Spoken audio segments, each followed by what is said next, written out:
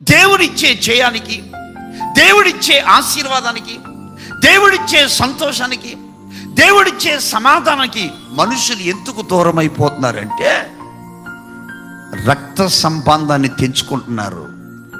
కంఠములో ప్రాణం ఉన్నంత వరకు రక్త సంబంధాన్ని తెంచుకోకూడదు, అలాగే ఆత్మ సంబంధాన్ని తెంచుకోకూడదు. ఆమేన్. దేవుని బిడ్డలారా, నయోమి ఋతు రక్త సంబంధం ఉందా లేదా? కొడుకు కోడలు, ఇద్దరు కోడలు ఉన్నారు. ఈ తల్లి అంది, ఈమె రక్త సంబంధం కాబట్టి, కొడుకు భార్య కాబట్టి, ముసల్దాన్ని కాబట్టి, ఏమీ చేయలేడు చేతకందాన్ని కాబట్టి వెళ్ళిపోండి, మీ తండ్రి ఇంటికి వెళ్తే మీ క్షేమాన్ని కోరతారని.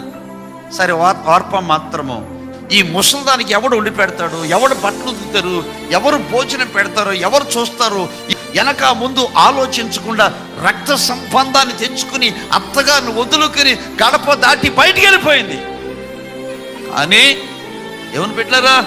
రూతమ్మ మాత్రం అంటది, అతమా నీ దేవుడే నా దేవుడు, నీ జనమే నా జనము, మరణము తప్పితే నిన్ను నన్ను ఏది వేరు చేయదని రక్త సంబంధాన్ని మరి దృఢముగా మార్చింది, మరి బలముగా మార్చింది.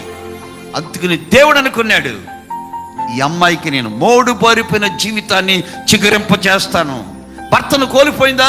మనుషులు చిన్న చూపు చూస్తున్నారా? మనుషులు ఎగతాళి చేస్తున్నారా? ఈ అమ్మాయిని నయోమితో పాటు బెత్లెహేముకి తీసుకెళ్తాను. బెత్లెహేములో మనుషులు ఆశ్చర్యపోయినట్టుగా మోడు పారిపోయిన జీవితాన్ని చిగురింప చేస్తానని ఊహకందని అద్భుతం ఏంటంటే బోయాజీకి దేవుడు భారీగా మార్చేశాడు. ఈ రోజున ఎవరు స్వార్థాలు వాళ్ళు చూసుకోవడం వల్ల ముసలి వాళ్ళు అయిపోతే వీళ్ళతో ఇంకా మాకు పనేంటి అని ఎక్కడో అనాథాశ్రయాలు వదిలేస్తున్నారండి. ఆ శాపం తగులుకోదా? ఈరోజున దేవుని బిడ్డలారా, మనం ఏది విత్తుకుంటామో తిరిగి అది మరలా కోసుకుంటాం. ఈ రోజున దేవుని బిడ్డలారా, బంధాలకు చోటి, పంతాలకి, కోపాలకి, ఆవేశాలకి, పగలకి, ధనానికి చోటు ఇవ్వద్దు. ఇది నీతో నాతో దేవుడు చెప్తున్న మాట.